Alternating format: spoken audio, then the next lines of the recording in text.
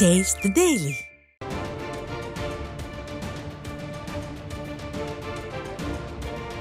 அண்மை செய்தி. விருதுநகர் மாவட்டம் ராஜபாளையம் அருகே தேவதானத்தில் இந்து சமய அறநிலைத்துறைக்கு சொந்தமான கோயிலில் இரவு நேர காவலாளிகள் இருவர் வெட்டி கொலை செய்யப்பட்டுள்ள சம்பவம் பெரும் பரபரப்பையும் சட்டம் ஒழுங்கு மீதான கேள்வியையும் எழுப்பியுள்ளது.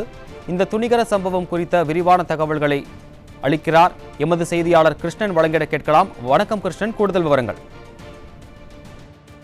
வணக்கம்னா, விருதுநகர் மாவட்டம் ராஜபாளையம் அருகே தேவானத்தைச் சேர்ந்த பேச்சிமுத்து வயது 60, மற்றொருவர் சங்கரபாண்டியன் வயது 50 மற்றும் மாடசாமி ஆகியோர் மூவர் இந்து சமய அறநிலைத்துறைக்கு பத்தியப்பட்ட நச்சாடை தவித்த சுவாமி கோவிலில் காவலாளியாக வேலை பார்த்து வருகின்றனர். இதில் மாடசாமி நேற்று பகலில் வேலை பார்த்ததால் மற்ற இருவரும் இரவு நேரத்தில் காவல் காத்து வந்தனர். இந்த நிலையில் இன்று காலை 6 மணி அளவில் மாடசாமி கோவில் வந்தபோது பிரதான கதவு சிறிய கதவு திறந்திருந்தது. உள்ளே சென்ற பார்த்தபோது இரவு நேரத்தில் காவலாளி பேச்சிமுத்து மற்றும் சங்கரபாண்டியன் ஆகிய இருவரும் வெட்டி படுகொலை செய்யப்பட்ட நிலையில் கிடந்தனர்.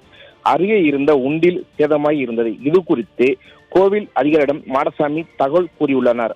அவரது தகவலின் பேரில் விரைந்து வந்த காவல்துறையினர் உள்ளே சென்று ஆய்வு செய்தனர். உண்டில் உடைக்க முயற்சி செய்யப்பட்டிருந்த உறுதியானது. தகவல் அறிந்து வந்த இறந்து இருவர் உறவினர் கோயில் முன்பாக திரண்டதால் பதற்றம் சூழல் ஏற்பட்டுள்ளது. இதனை அடுத்து இருவரும் உடலை கைப்பற்றி காவல்துறையினர் உடல்கூறு ஆய்வுக்கு அரசு மருத்துவமனைக்கு கொண்டு சென்றனர்.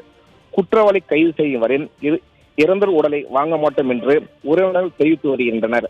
கோவில் உள்ளே சிசிடிவி கேமரா காட்சி கொண்டு டிஎஸ்பி தலைமையிலான காவல்துறையினர் தற்போது விசாரணை நடத்தி வருகின்றனர். விவரங்களுக்கு நன்றி கிருஷ்ணன்.